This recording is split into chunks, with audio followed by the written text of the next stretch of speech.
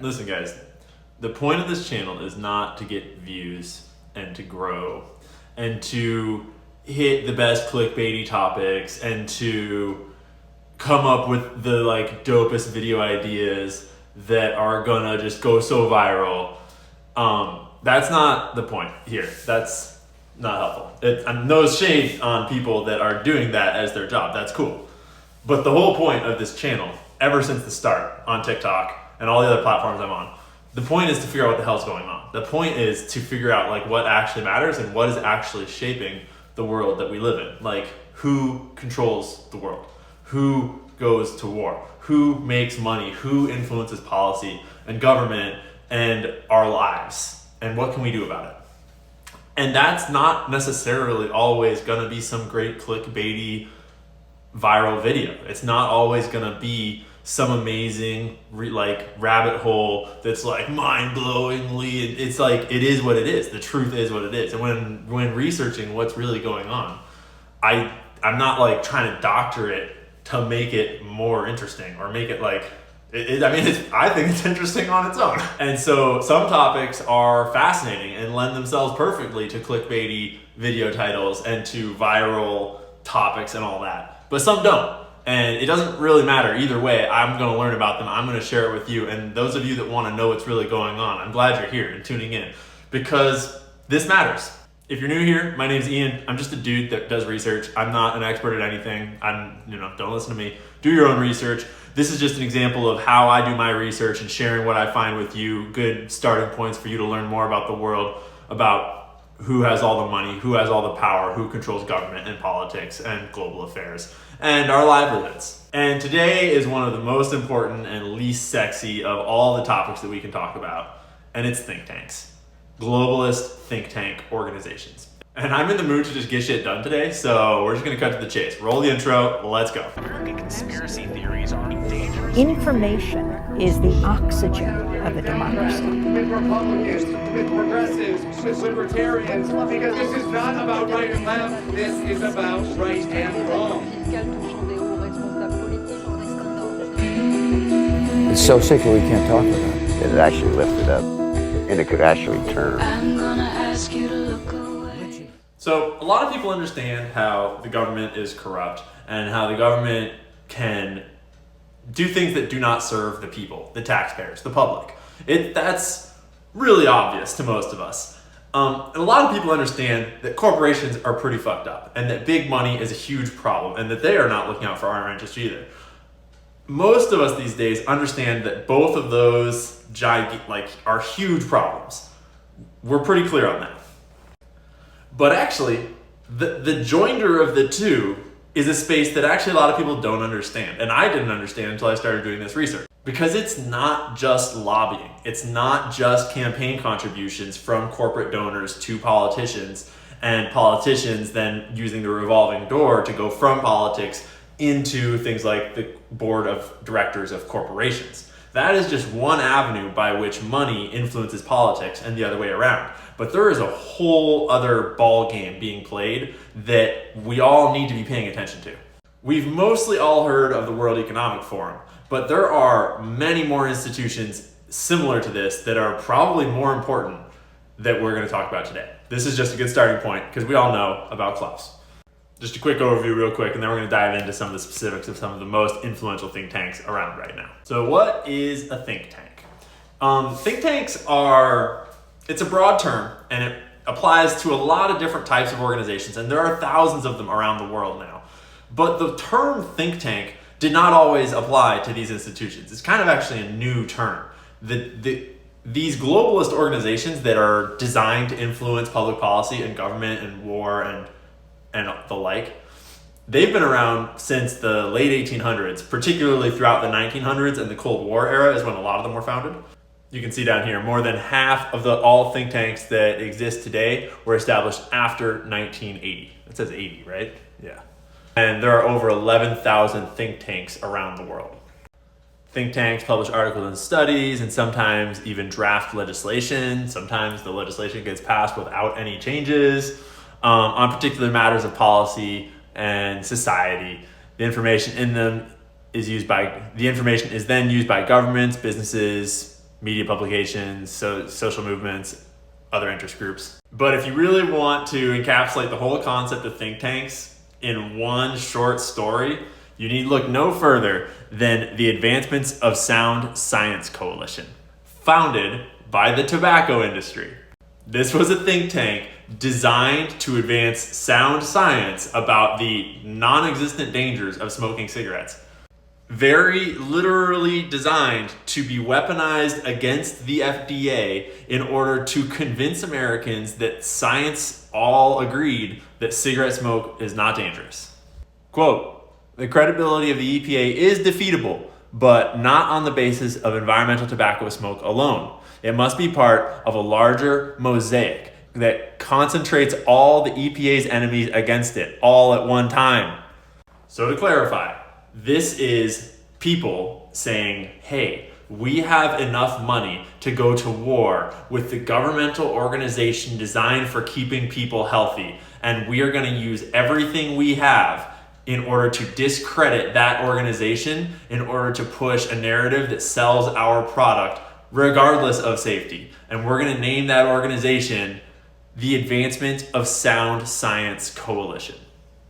That's what think tanks are all about.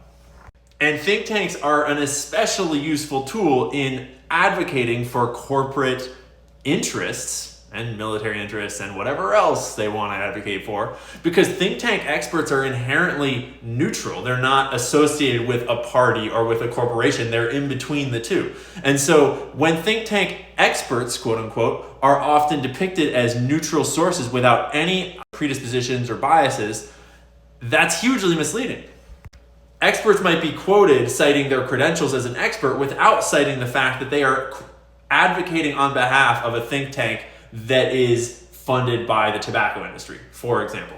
And this can make it hugely complicated for us as consumers of information to understand the biases implicit in that information and who's paying for that information to be disseminated. This is especially problematic in universities and academic settings, where the people writing for these think tanks are often faculty and staff at those universities that are members of those think tanks that are funded by giant corporate money that are advocating for certain global, political, local policies. The line between academic rigor and corporate shillery very quickly disappears. And it's worth noting that recently, in the last couple decades, think tanks have gone deeply global in the sense that they always were acting globally. They were always based in somewhere like New York and acting on global policies through the US government or whatever. But now they are actually building buildings and institutions and hiring staff and funding research institutes and think tanks all around the world. So for instance, the Carnegie Endowment for International Peace, which we have covered before and we will cover again today, they operate offices in Washington, D.C., Beijing, Beirut, Brussels, and formerly in Moscow, although that closed down because Putin correctly realized, he already knew, that the Carnegie Endowment for International Peace is a globalist organization designed to advocate for Western globalist corporate interests. So to Putin, very literally his enemy, this is a front for his enemy. So as we dive into the specifics of all of these think tanks, it's important to remember that history is a process. It's not something that just happens all at once and now we're here today. Think tanks weren't just invented. They didn't all just spring into being exactly as they are now, and they weren't always intended to be exactly what they are today.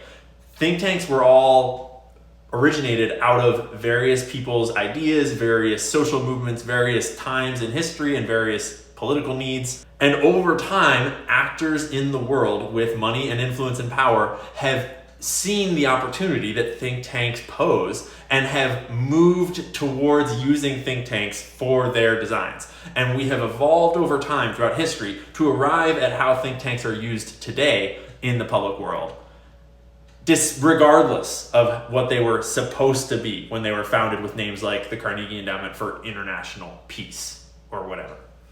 So now I'm just going to run a Friday flow on globalist think tanks, not directed at like a broad general education about all there is to know about every think tank or anything like that, but about a very specific thread of understanding that is like as far as I'm aware, as far as my research has shown me, is the most important piece about think tanks to understand. And as you might have guessed, it's the money. And as a brief side, before we get into the World Economic Forum and who funds them, let's just remember that Klaus Schwab, in his early days, attended a program at Harvard University run by none other than the late and certainly not great Henry Kissinger. Real piece of shit, this guy. And he taught Klaus everything he knows about getting corporations and military industrial complexes and intelligence community members together in rooms to decide how to rule the world. I'm kidding. They don't rule the world, obviously. That's a joke. You don't need to censor the video, YouTube, just because we're making jokes.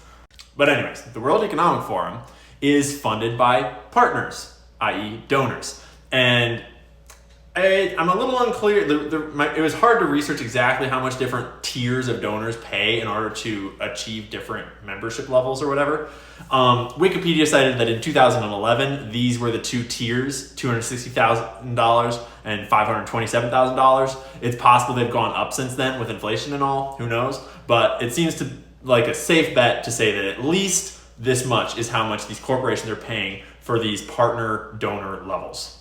These lists are expansive. They scroll down and down and down. These are just screenshots of my notes. I'll show you a few more parts of the list, but it's worth noting that corporations on this list pay $500,000 annually just to be a member partner of the World Economic Forum. The question to keep in mind is, why would they spend $500,000 on just a membership? That's a really expensive membership. What are they getting out of it? Are they receiving a direct benefit, like an exchange, goods for services or something? Or are they funding an organization that does work that inevitably benefits the corporations? These are all questions to keep in mind as you look at what corporations fund the World Economic Forum. Think, why would a corporation in that line of business give two shits about funding the World Economic Forum? Why would they do that? Right? Like, for example, AIG insurance? Weird. Amazon? Seems obvious. Aramco, like Saudi Aramco, like the biggest oil producer in the entire world. AstraZeneca, vaccine company. But then look over there. In the $250,000 per year group, we have Bayer, the company that owns Monsanto. We have Cargill, the company that sprays all of Monsanto's chemicals all over their crops that they feed to you all year. Carlyle, one of the most warmongers of all time. Actually, Carlyle Group is basically a think tank too. Technically, they're a private equity firm, but they're very similar to it. Like, they're fucked anyway. Wait up. There's a whole section here. China Energy Investment, China Hunan Group, China something, China. There's like a whole bunch of different Chinese corporations that are funding the World Economic Forum too, which is fair. It's a globalist organization. I made a little infographic. You can't see all of it, but here's some of the most recognizable donors from the $500,000 per year group. Like, what does Chevron and British Petroleum get out of funding the World Economic Forum? Why does that benefit them? Or like Google, Bank of America. What about funding the World Economic Forum benefits them? Like, does the World Economic Forum push their agendas? Does the World Economic Forum advise governments to be pro-corporate? Like, what are they getting out of this? I am purposefully leaving that question vague because it's complicated. And the more you think it through, the more you realize that the complex answer to that question is integral to how the entire world works today. Like, we have the biggest banks, the biggest oil companies, the biggest pharmaceutical companies, the biggest tech companies, the biggest military and aerospace contractors, and then we got the Mayo Clinic, all contributing hundreds of thousands of dollars every year to the World Economic Forum. So one might presume that all of their interests are aligned. But that's kind of weird because they don't theoretically do the same things at all. In fact, one would think that the Mayo Clinics interests would be inversely aligned with the petroleum industry or with the war industry, for example. So we've got this type of globalist think tank that is publicly disclosing their corporate sponsorship through a partnership style approach to funding. So the World Economic Forum and the Council on Foreign Relations are examples of think tanks or globalist organizations that operate on a transparent, we are funded by huge corporate money model. So for the Council on Foreign Relations, these are the guys backing them in a very similar scheme where they pay a shitload of money every year to be a sponsor or a member or whatever the fuck it's called. Do you notice anything? That it's like a bunch of the same people?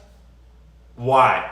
What is the Council on Foreign Relations doing with their time that makes these guys interested in funding it to the tune of hundreds of millions of dollars? Really think about it. If these are the guys paying for the thing, what do you think the thing is doing?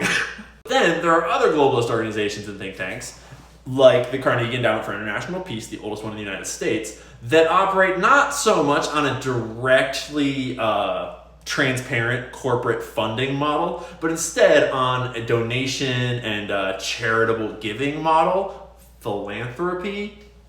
And inevitably, you see, at least it seems like, the money that funds groups like this is skewed to a slightly different donor base that's not just giant mega corporations, but actually starts to be more like really rich family trusts and certain billionaire individuals. I'm sure you can imagine which ones. And before we move on, it's worth mentioning that the current director of the CIA was hired directly out of this organization. Bill Burns was the president of the CEIP. I won't mention how he got that job. And he got the job as the president of the Carnegie Endowment for International Peace after having been a diplomat for the US government for his whole life. And then just recently, Joe Biden needed a CIA director, and so they hired their CIA director out of this organization. Data point. These organizations are deeply tied to the military-industrial complex, to the intelligence complex, and to all the corporate interests that go along with that.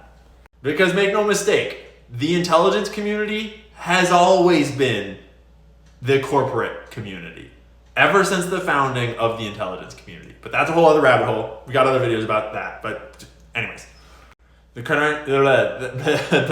Carnegie Endowment for International Peace is funded by things like grants from people like the MacArthur Institute to the tune of like $24.5 million sorts of things.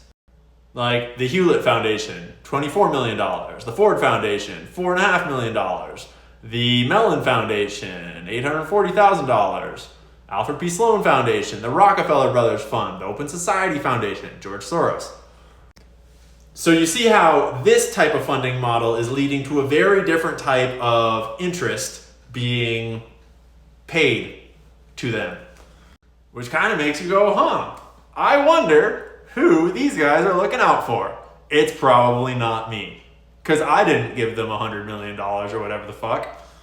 And then it makes me wonder, I wonder if the kinds of people that manage these foundations that have, $24 million laying around to give out, I wonder if those people are interested in international peace.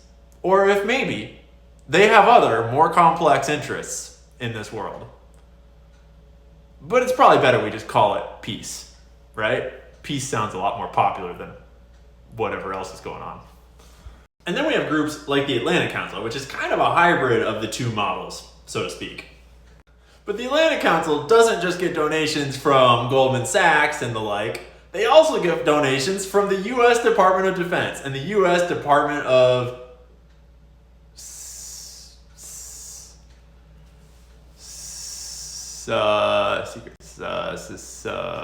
State. U.S. Department of State. That's what the S stands for. See, it's important to remember that I'm not that smart, and you should do your own research, because, And the Atlantic Council actually breaks it down by funding amount. So Google donated between $500,000 and $1 million. These guys donated more than $1 million. The Department of Defense and the Department of State. So to be clear, what that means is that our taxpayer dollars, because that's where else does the Department of Defense and the Department of State get their money? Think about it. They're sending our taxpayer dollars to the Atlantic Council. We'll get into why that's fucked up in a second. But just real quick, notice again, like Amazon Web Services, Bank of America, Chevron, the European Union, Meta, the US Department of Energy. So it's all the same corporations. It's all the same interest groups funding all of them. And all of them are advising and writing policy and talking about the state of the world from an academic lens, as though this one was on the right and this one was on the left and this one was pro-peace and this one was that, as though they were all different interests advancing different goals and agendas. But they're all funded by the same people. So how many agendas do you really think there is? In the Atlantic Council's annual report, they had this nice graphic about how they've grown so much since 2007. From what, like, it's hard to read, maybe like 3 or 4 million in 2007 dollars of funding, up to like 60 or 70 million dollars. It's like, cool, more globalization. This pie chart shows how much of their funding comes from different sources. The blue here, $25 million of their funding in the year 2022 came from corporations. Pink is government organizations. Orange is foundations like the Mellon Foundation, George Soros, Open Societies Foundation, those sorts of rich. And dark blue is individual donations like Bill or the other Bill or their buddy Jeff Reed. I'm kidding, he's dead. So once again, the Atlantic Council is getting almost half of its funding from giant mega corporations. Who do you think they're looking out for? And why are we sending taxpayer dollars to them? What the fuck? You can also see it laid out here in their financial summary. Like, I'm not entirely sure if they're legally required to tell us these kinds of things or if they just are so brazenly don't give a shit about, like, that they're just feel untouchable and will tell us this shit anyways because they think we're too stupid to realize what's going on. In 2018, Facebook announced a partnership with the Atlantic Council to combat disinformation. But the Atlantic Council has been involved in CIA-sponsored disinformation campaigns all around the world for decades. The Atlantic Council, more so than almost any of the other think tanks, is directly tied to the military-industrial complex, CIA, and intelligence agency interests, i.e. control. And they do so while being led by basically the Goldman Sachs representative. This dude's entire career was Goldman Sachs. He still is Goldman Sachs. Goldman Sachs is their top donor. Side note, I thought it was cute that he made Wikipedia use an old photo of little John when he was young and had a baby face. Instead of old, I'm tired of doing crime with my life, John, and so now I look like this. Yeah, sorry, bud. They have a long list of members and directors that I went through and pulled out some of the most noteworthy names in my notes so we could look at them a little more easily. And just check out this list of noteworthy directors. The late Henry Kissinger. 9/11 next to their name means that they are deeply involved in 9/11, like Judith Miller and David Petraeus, for example. Clyde Tuggle is involved with Pine Island Capital, which is a venture capital firm, a private equity firm that is currently involved with a few of the members of our current government. It's a whole mess. Then we've got like DCIA, means the director of the CIA for Bush 1 and 2, Robert Gates. DCIA. So this, what is that? 2 ex-directors of the CIA, 2 ex-US security or secretaries of defense, another director of the CIA, another director of Central Intelligence, which is like, bro, how many directors of the CIA do you need in your organization? And we haven't even gotten to their members yet. Their members are people like the CEO of Pfizer, the CEO of General Atomics, the CEO of Raytheon, Blackstone Group, Investor AB. That's a certain family that I'm not supposed to talk about on the internet. Their name rhymes with Schnallenschnurg. They're from Sweden. Do your own research. just take a quick peek at this list of former presidents, prime ministers, government officials that are members of the Atlantic Council.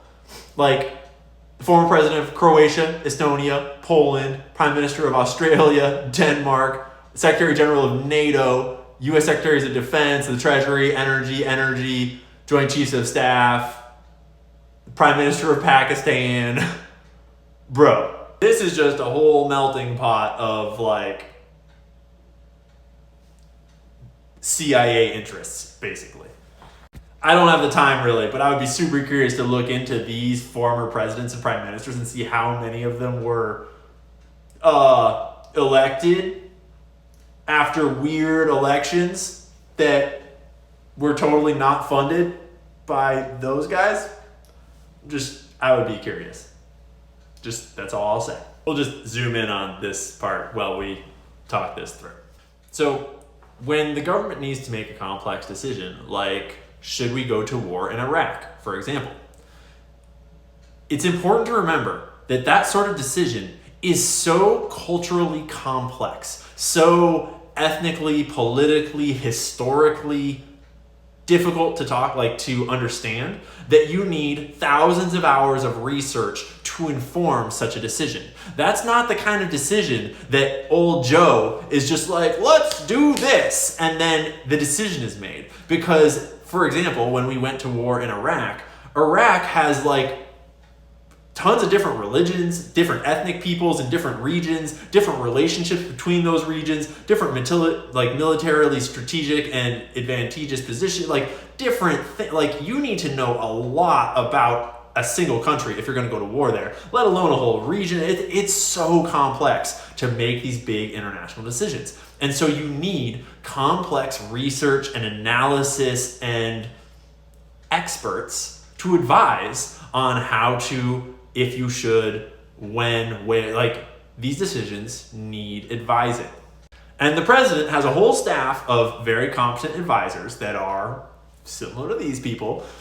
And a lot of them know these people, and a lot of them are in their own think tanks, on their own corporate, well, I guess technically they're not on their own corporate boards now while they're in office. They'll be on those boards later, after they're in office. But think tanks like the Atlantic Council have evolved to fill that role. They make the research papers. They advise on international affairs. These are the types of experts that get called in from places like the Carnegie Endowment or the Atlantic Council or the Council on Foreign Relations as though they were a neutral and unbiased expert in order to advise the government and other groups on how to go to war, on economic policies, on development in third world countries, on all the things that make the world run. And that would make so much sense if these groups were actually academic, unbiased, good people, making good recommendations about how we should be running this world. Because make no mistake, we are running this world. The American empire runs this world. And these are the people that are advising the American empire on how to run the world. And they have some pretty shitty credentials as far as peace,